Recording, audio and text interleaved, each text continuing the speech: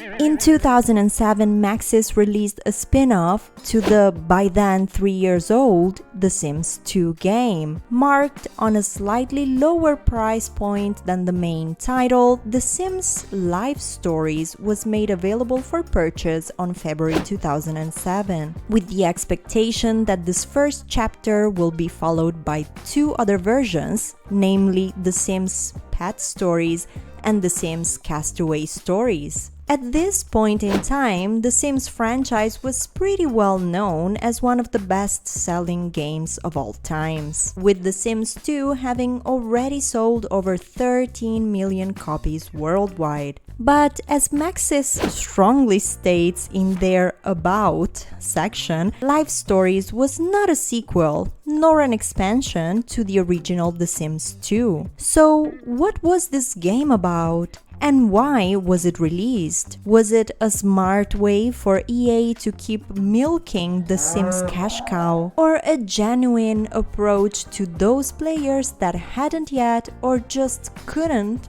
play the main title?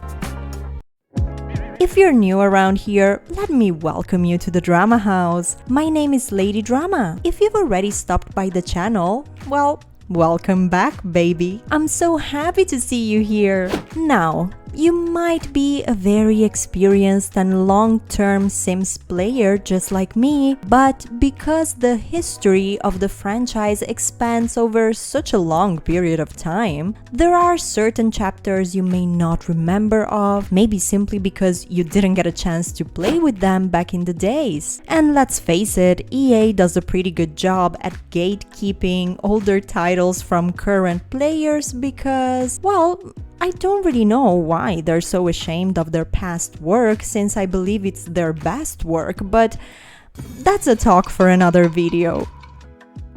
The Sims Life Stories is currently considered pretty defunct, so it may be hard to understand the context in which it existed. That's why we're gonna have a look at how Maxis explained the reasons to the game's existence on the About section they allocated on their Sims 2 website. It's their life, but it's your story. Are you new to The Sims or know anyone who is? This is the game for them. The Sims Life Stories is the first release in an all-new, standalone product line called The Sims Stories. Play through all the great moments of your Sims life in this easy-to-play, laptop-friendly version of The Sims. I know it might be hard to picture this in today's high-tech world, but in the early 2000s, playing The Sims on a laptop was not a possibility. Majority of players were accessing The Sims or The Sims 2 from their home computer, and those who couldn't were going to their friends' houses to watch them play or take turns and play one at a time.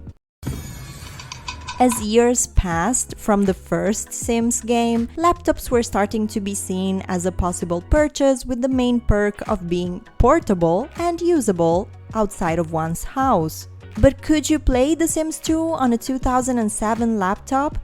Probably not, or not as a full experience. That's why The Sims Life Stories looked like a good solution for those newer laptop players.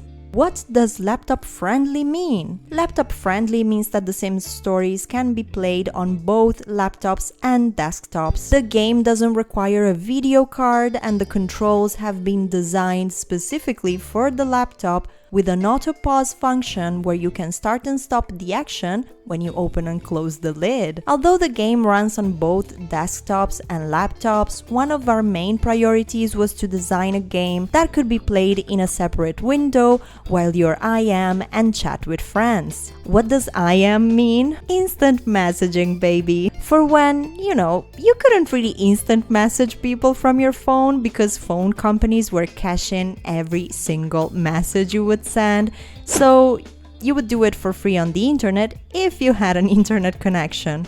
The good old days, am I right? The Sims Stories games were standalone games not related to any expansion packs or stuff packs from The Sims 2 that didn't require any other title to work. So, what was the gameplay like?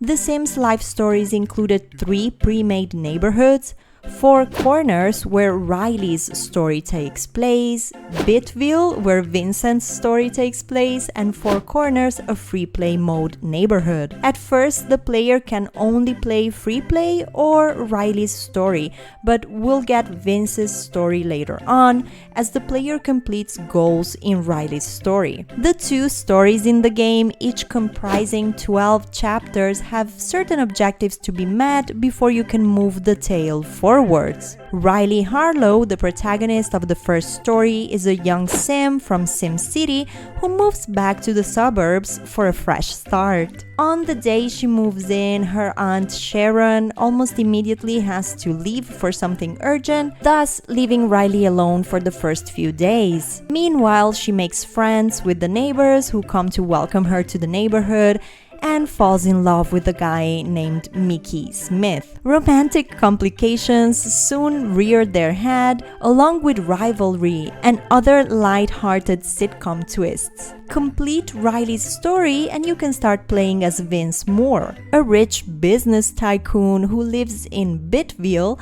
and the founder and owner of J.C.N. Corporation. Vince is constantly working, leaving him no time to devote to his social life. After returning from a 2-week business trip, Vincent finds his girlfriend of 3 weeks, Samantha, who had planned a special surprise for him. The surprise being she's proposing to him.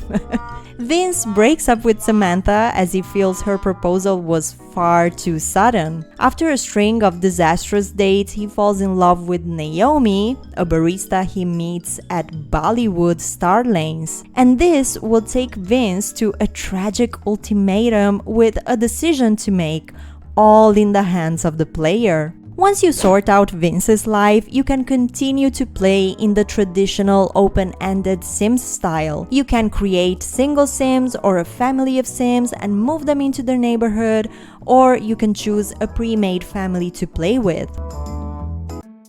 According to this 2007 Eurogamer review I found online, and I will link in this video description, despite this stripped-down approach, progress is still more than clicking at the right parts to get to the next chapter. It's not the same game as Sims 2, but it is definitely a game rather than a desktop toy. The stories are just long enough to satisfy the casual gamer, and the objectives are strung along a difficulty curve that's just simple enough to keep new gamers engaged without becoming routine.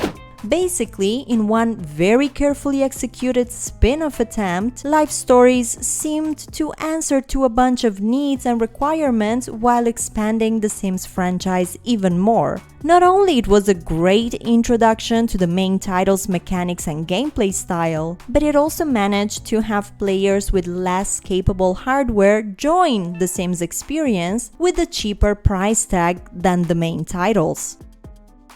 The first version of The Sims Life Stories was then followed by The Pets Life Stories Reiteration and the last one named Castaway Stories. Both successors to Life Stories followed the same formula, adding different plot lines such as having pets, and pets-related narratives, and the survival aspect of finding yourself on a deserted island, and all the twists and turns that come with it. To this day, some may remember Life Stories as their first experience with the franchise, or at least a nice demo to the actual gameplay style that The Sims 2 and later The Sims 3 presented. At the same time, it's obvious that these spin-offs were a very smart tool for Maxis to lure in more players and easily advertise their higher-priced games. However, as Life Stories was released under the steady creative direction of Will Wright and Rod Humble, it's undeniable that even if the game ultimately served as a way to expand the user base of the franchise, these games didn't come across as a careless advertising window. Dan Whitehead, the author of the 2007 game review I mentioned before, stated that rather than a truncated version of an existing game, Life Stories is a different product for different audience, a truly enjoyable crossover between an established series and the world of casual games. Life Stories to me remains a great memorabilia piece to what the Sims franchise looked like back in 2007. The importance of storytelling and players' engagement was the highlight of the game, while it still managed to give a glimpse of the power of the Sims sandbox aspect by presenting the option of playing with the open-ended classic mode. There's a fine line between adapting a product to reach more users and recycling content to create a total cash grab. And I believe that what makes the difference is the quality of the product you're delivering.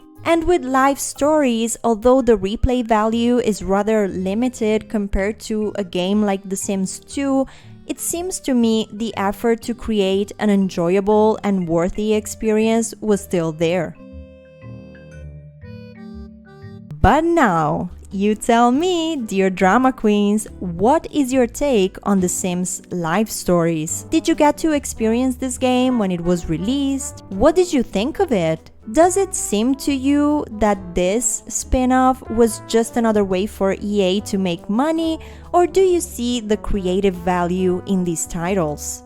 I'll be looking forward to reading your comments, and while you're at it, don't forget to leave a like to this video if you enjoyed it. If you haven't hit the subscribe button just yet, what are you waiting for? Join me at the Drama House for more deep dives on the past of life simulation, gameplay videos, and much more. My name is Lady Drama. Thank you so much for spending some time with me today. I hope I'll see you very soon.